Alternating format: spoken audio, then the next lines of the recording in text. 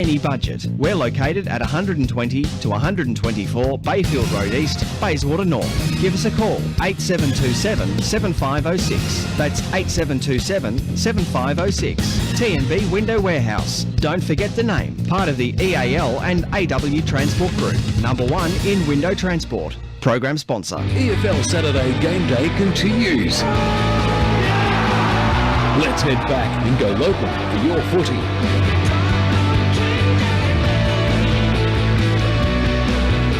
Welcome back to Vermont Reserve, just about to get into the third quarter, the premiership quarter, as it's traditionally called, and Rowville will need to play out of their skins in this third term, because at the moment they trail by 34 points. Vermont 9 goals, 9-63. Rowville 4 goals, 5-29. As the third quarter does get underway, and Buxton wings it out of the middle straight down to Schneider. Schneider's kick deep into the forward line, but nice mark taken defensively there for the Hawks, and they will come out of defence to Garner. Mitchell Garner in the white boots pokes the kick to Quigley. Aiden Quigley, risky kick, showed a lot of it there to Schneider, who got a high tackle, and then pretty stupid tackle really, because it started high and then he just kept it as a high tackle on Schneider. So am I seeing things? So it hasn't been paid a high tackle. He said he ducked into it. Gee whiz. Okay, so Buxton palmed it down to Wadley. Wadley's kick across the ground, but it's marked there by Seister, and Jaden Seister doesn't waste any time. Short kick was a poor one though. Missed his target in Kinder. Colopy goes short. Giorgio there with the fist. And good defensive play then by Stephen Giorgio. Saved his team on that occasion with the fist towards the boundary line. So a 34-point lead for Vermont. Early stages of this third quarter. Ray Baird, Wayne Brasher, Ben Warren-Smith and Brad Henderson in commentary this afternoon. Gav Casey riding the boundary. Barry Kotz and Matt Fodia all over the scores this afternoon as well. Plenty of scores to come throughout this second half of all the games across the Eastern Football League. Buxton won the tap down then to Schneider. Was it a high tackle? The umpire said no. Probably fair enough this time. So the ball up once more. Garner wins this one decisively. Wadley tracks the ball to the boundary line in front of Anderson and over the line for a throw-in. No score since half-time. In that second term, Vermont kicked 3 goals, 5. Rowville kicked 3 goals, 3. So a very, very competitive second quarter, but they're starting from a long way back, the Hawks. Bond throws it on the boot, high up and under kick. Great mark, working back with the flight. Wasn't paid to Vermont there. I think that was Barry Murphy that time. Davidson again. It was actually touched off the boot, Brash. Brad, it was touched off the boot. Okay. The umpire signalled as soon as he kicked it. All over it, our Ray Baird as it comes out now. Hitting the deck quickly there was Koenig. Second effort, still fierce into this third term. Alex Frawley walking off a bit ginger there. It looks like he might have a groin there. Well, Ray Baird couldn't see him come on the ground at half-time and has completely jinxed the poor guy as the ball's been knocked back towards the boundary line and out of bounds. When he went off and you guys weren't here, Gav Casey said he had an ankle. Okay. Okay. Sorry we weren't here. We're getting you something to eat. As the umpire brings the ball back into play, Garner had the front spot. It was knocked down. So the Hawks looking to switch the play here, and this is a bit of a go for them as well. They just need to lower the eyes and hit the targets, which is important. Garner takes the mark this time of the Damien variety on the right boot. Dumps the ball inside forward, 50 looking for Darcy, fumbled it, goes after it again. Right on his hammer was Joey Fisher, and over the boundary line it goes for a boundary throw in right forward pocket. Rowville's end, they're trailing by 34. Much better play there by Rowville, bit of purpose and direction in that forward 50 thrust. And we saw Vermont in the second term that you are capable of kicking goals against the breeze down the Canterbury Road end. The ball carried in over both ruckmen in that contest that time. Ball comes out. It was looking that time there for Carey. who overran the pill, picked up there by Aidan Quigley, who's kicked a goal for Rowville in this game so far. 4 minutes tick over in the third term. Umpire Damien Sully throws the ball aloft now. Buxton, an easy as you like knockdown, scooped upon by Damien Garner around the body. Can he pull it through? No, it had too much carry. It curled out of bounds on the full. No, out of bounds. It might have been touched off the boot, in fact. So Kyle Staples was just about to pick the ball up and bring it back in, but nonetheless we'll have a boundary throw in. So no goal, but probably an okay result there for the Rowville side. Looked like Garner might have got a little bit of a shove. Purdy got dispossessed of the football. Davidson came in to lend support. Good second tackle there by Matty Traynor, and we will have a bounce. He actually dropped the ball in, I thought. I thought it should have been a free kick to Rowville. So umpire Sully started again. Buxton went through both ruckman's arms again. Wilcox was in there, got away with it just in the nick of time. High tackle there on Callan Burns, who copped one over the shoulder wearing the long sleeves, and then he goes and dunks Tommy Schneider. And I tell you what, you'd want to be damn careful, which is pretty much word for word, I reckon, is what Dan Baird's saying to him. So a big chance here for Rowville to kick their 5th goal of the afternoon. They trail by 34 points. So Callan Burns, one of the more experienced players in this Rowville lineup, needs to kick the goal here. he'll kick from 40. He's directly in front. Such an important kick in the context of this game. Comes in now and makes no mistake either, and that's what we wanted to see. We want to see the Rowville boys get around them and fire themselves up as well. Can they get a bit of a run on here, the Hawks?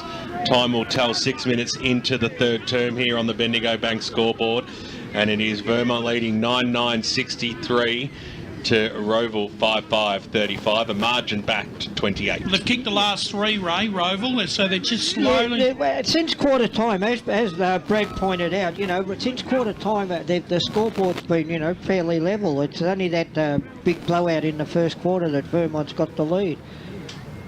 The sun is shining brightly at the moment at Vermont Reserve, and Rowville are making a comeback, 28 points to the margin. McComb out of the middle, drives it forward. Colopy got hands to it. Strong tackle applied then by McConnon on Bond, and it will be a ball up.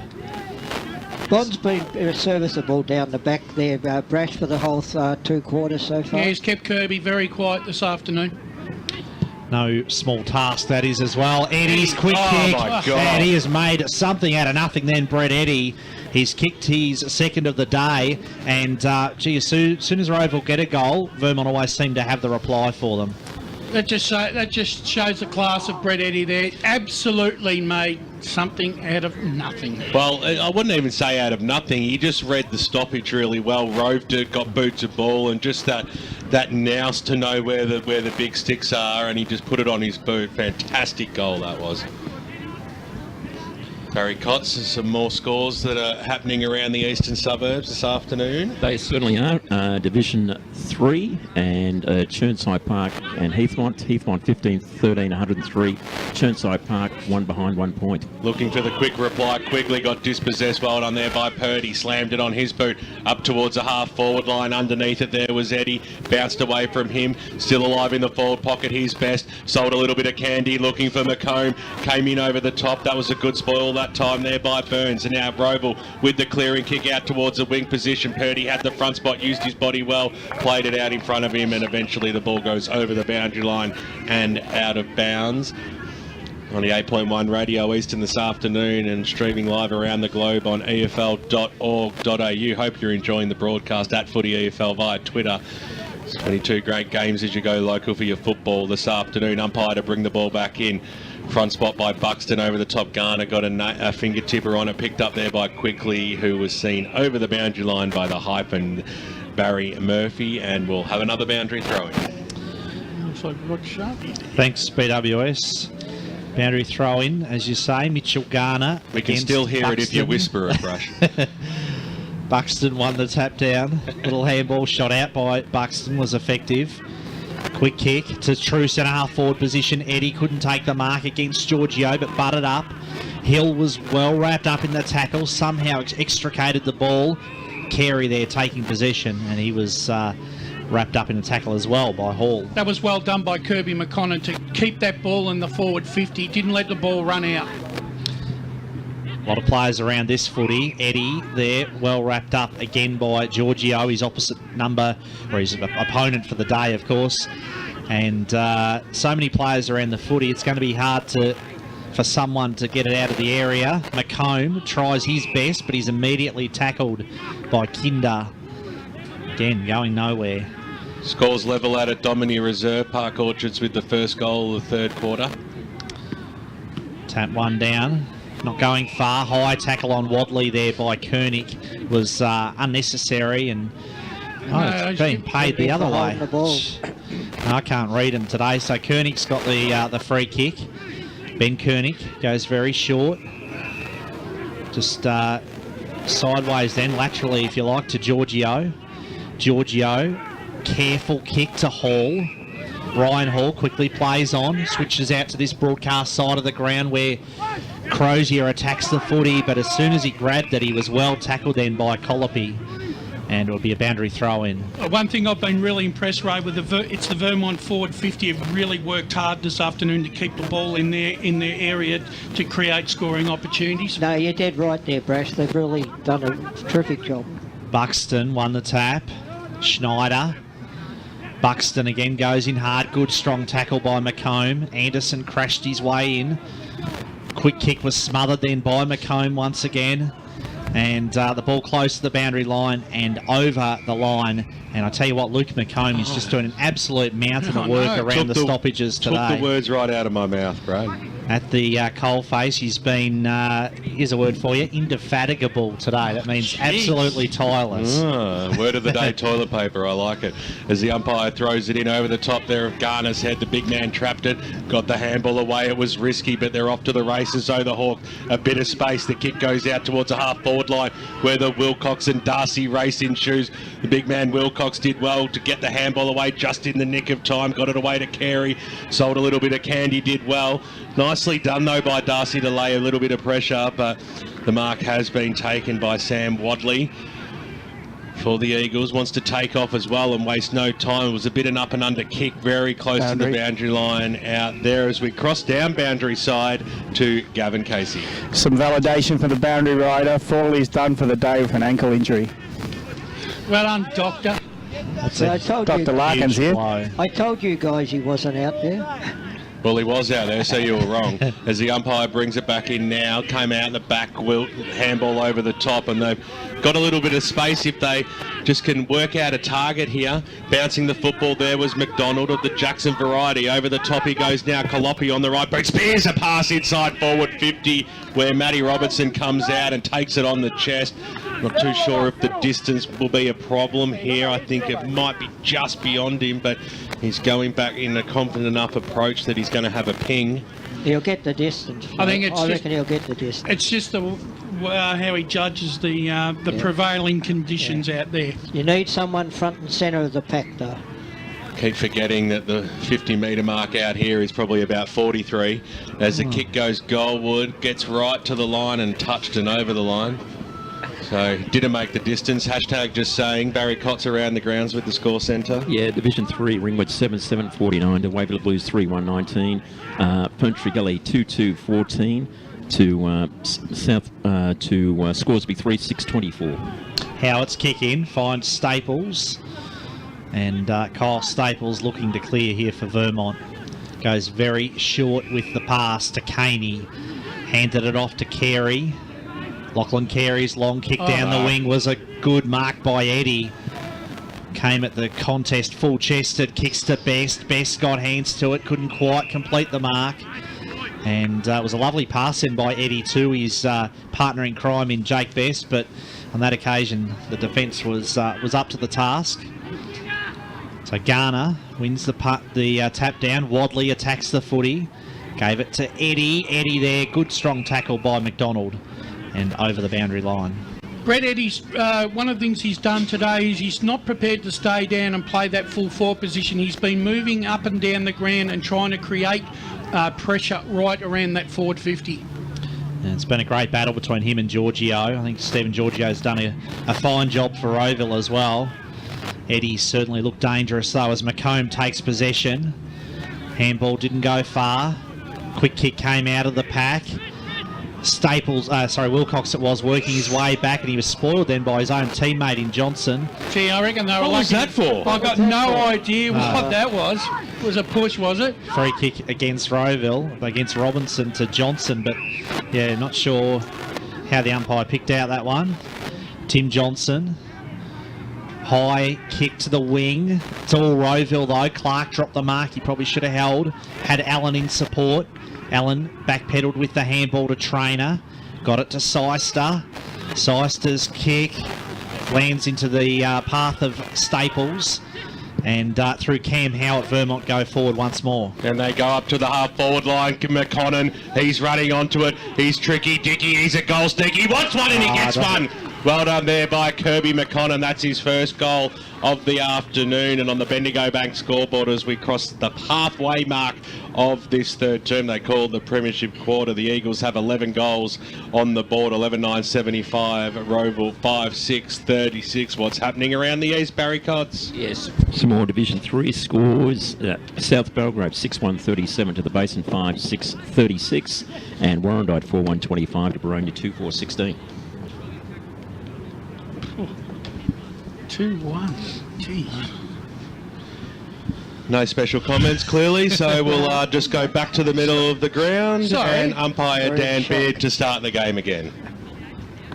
So Buxton got the knockdown. I'll just take care of everything at the moment as it comes down now. Picked up there by Clark on the right boot, inside forward 50. He goes looking for Robinson. Well done there by Staples. He slapped his hand up and took it on the second bite. Switches the ball out wide where the mark has been taken by a Carey. Back pocket, grandstand side. Wants to use the middle of the ground where Ainger found some space. Wilt came up to the contest but was too far behind. Ainger was a scrambly sort of kick. It was coughed up. It was a few mistakes by both teams there. A little handball out by Bond. The Hawks do have the numbers. The kick goes up to Gwilt across the half-forward line. He'll swing around on that familiar left boot. He'll drive the ball long. He'll look for Darcy. He was a flyer at the back. Well, he didn't even have to fly in the end. It just fell down his breadbasket. And the big man will go back and probably get a quick answer here for the Rowville side. He's already kicked one goal this afternoon, and he will kick from 30 metres out directly in front. He judged that actually pretty well, I thought, there, Darcy. Because it wasn't a great kick by No, Wilt, it wasn't. was it? I think he's got a bit of he has got a bit of size and nous about him. Thrash, it was probably the first time that he hasn't been body on body with No. Staples in a marking contest where he's been out-muscled. To keep his side in the contest, Riley Darcy on the right boot. He's pushed it to the left-hand side. Bit of a stuttering approach. Yeah, it was, wasn't it? 5-7-37 to 11-9-75. Let's cross down boundary side to Gav Casey. The seedsman was appealing for the free kick, but it was Darcy who pushed him in the back to get out of the way. Thanks, Gav, as Davidson brings the ball back in, comes to this broadcast side. Nice mark, though, by Clark. Plays on immediately. Had his kick smothered then by Fisher. And Fisher well and truly picked the pocket then of Chris Clark. He's played a fine game, Clark. Kicked three goals last week. He's kicked another 2 today, and he's done a great job as the backup ruckman to Mitchell Garner. They've just played on at certain times when they've been nothing to play on there. They've been held up. Yep. Trainer got a hand to it, then took possession, but was immediately tackled by Purdy. And it will be a ball up wing position here at Vermont Reserve. Barry Cotts around the grounds. Division 4, Colston 8-1-49 to Kilsyth 6-7-43. And Surrey Park 5-3-33 lead Eastbourne 2-6-18. Gee, upset on the cards possibly in that one. There's plenty on the cards today. McComb took possession again, but he was immediately tackled by both Clark and McDonald. You can see why both McComb boys are actually valued because of the way they go in for the ball. Massive work rate they have. Clark there conceding the free kick. It'll go to Purdy, who's had a bit of a quiet afternoon. Haven't called him much today. Purdy shared it with Caney. Lovely kick by Brooke Caney. He hits Jake Best on the lead. Best's kick's a bit of a poor one, but it found Eddie eventually. Eddie's kick around the corner bounces and bounces, but eventually just manages to bounce through for a minor score. So Vermont 11-10-76, Rowville 5-7-37, almost into time on in this third quarter. 2 goals 4 for Brett Eddy so far this afternoon. Doncaster East lead by 2 goals over Park Orchards in the third term, and apparently the rain is a-coming as well. So Rowville will need to get themselves a little bit closer by three-quarter time as Seedsman brings the ball from the half-back line going up towards the half-forward line. Staples did well, got it away to Wilcox, and then the kick goes in the middle of the ground where Tommy Schneider takes the mark for the Eagles now. He'll elect to go grandstand side as he pokes it up towards the half-forward line. He was looking for Ainger, who took it on the bounce. He was brought to ground. Seister was able to mop up, but he popped it up to McComb. Got the handball away, linking up with Greenwood. He's already kicked one. He can put his second one through. It looks like it's going all the way. Sensational play there by the Vermont Football Club. They just know how to find a way, don't they? Greenwood kicks his second, and I'm calling it. It is game over out here at Vermont Recreation Reserve. 12-10-82 to 5-7-37. Jaden Seister cannot do a thing right today. You know, how many times he's turned the ball over when he's been in the clear. He was the one that gave Jake Best 2 shots at goals in the first quarter, and it's just not his day. I just think BWS at the crucial times of the contest, Vermont have just shown a little bit more poise this afternoon. Well, we might be able to crack a smile on some of the faithful's faces across there this afternoon. Result going the way that it is. Garner goes after it again. The big man stacks on the mill. Perfect opportunity to go to Barry Cotts around the grounds. Yes, Division 3 and Heathmont are well on way to 200. It's Heathmont 2015, 135. Churnside Park, 1 behind 1 point. It's an ugly scoreboard there. This is Anderson getting the handball out. Sorry, McDonald it was.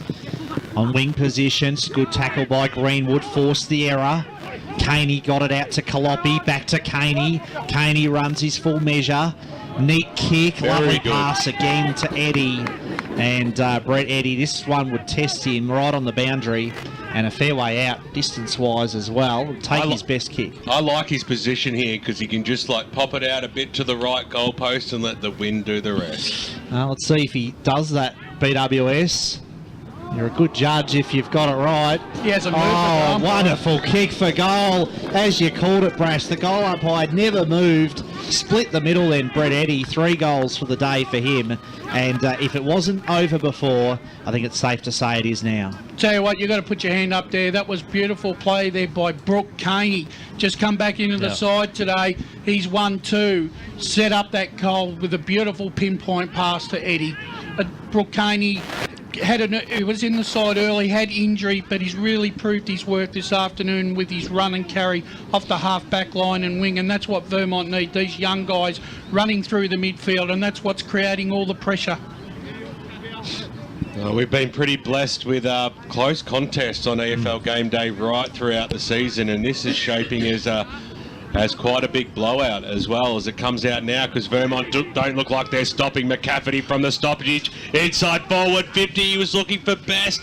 He was asking maybe for a free kick, and that was unbecoming, and over the boundary line it goes, right for a left forward pocket, I should say. Down the Vermont end. At Footy EFL, keep the scores coming through.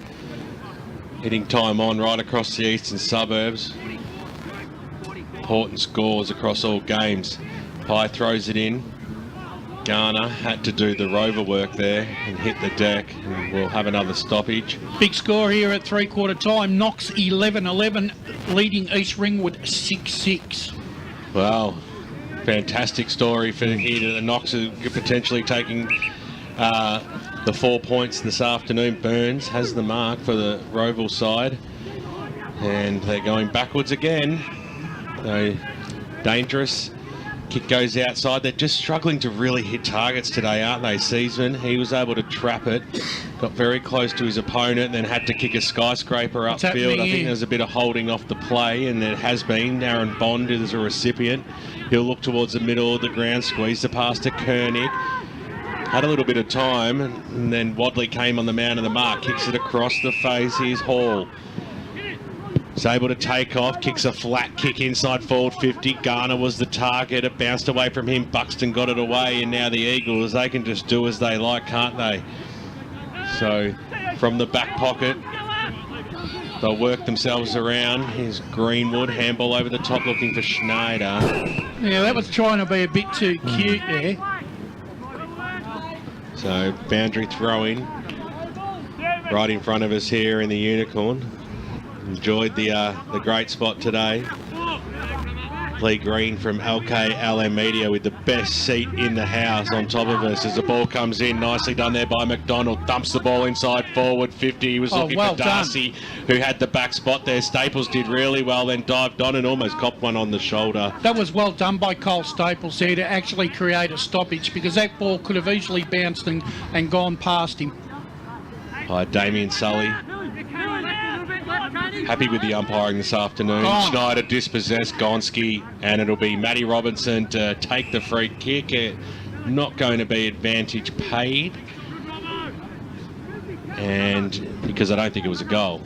Simple as that, really. And it'll be Matty Robinson to have a shot to put through Rowville's 6th goal of the afternoon. Well, you'd hope if it had been a goal, it wouldn't have been paid either, because you can't have a shot if it is a goal. It's advantage. If it's not a goal, you get another shot at goal. It makes you wonder, Brad, because the umpire was waiting on his decision until to see whether it was a goal or not. Yeah. So Matt Robinson starts from the point of 50.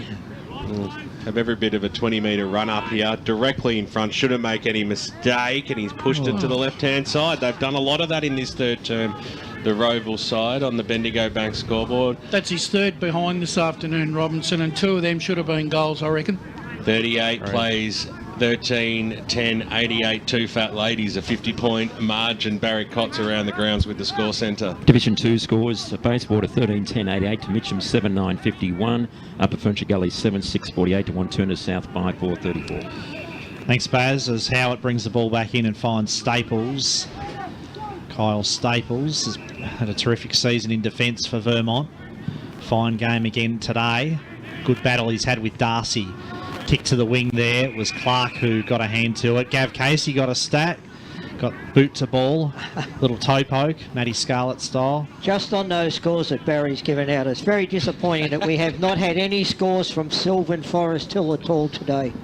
Come on up at Sylvan, get some scores into us. Get him in. Koenig there pushing Schneider off the footy. Texture made Alana Ray. Howard got the quick handball. Ainger threw it on the boot. Nice mark by Hall. And they did well then against McConnon. So Ryan Hall switches, play to Gwilt. Gwilt, his kicking's been a bit iffy today, but that was okay. Got it to Troy Allen, who sold himself into a lot of pressure. Allen's handball intercepted by McCafferty. Good strong tackle by Kinder. Drives McCafferty into the ground. Right, I reckon the one winner that Rowville had was Alex Frawley on the ground. You can tell when him being off the ground, they just can't get anything out of the stoppages. Robinson through the traffic, did really well. Neat kick to Garner. At the back, Darcy throws it on the boot. Nice kick, showed a bit of class then. Riley Darcy made that look easy, and he's kicked his 2nd goal of the day. Just on Riley Darcy, look, I saw him last week, and I think he kicked 3 goals last week, but he was a very mobile forward. That's probably the first time today that we've saw him actually running around and moving, because every contest that he's been had there, he's been man on man and been out muscled. He's got to move around and.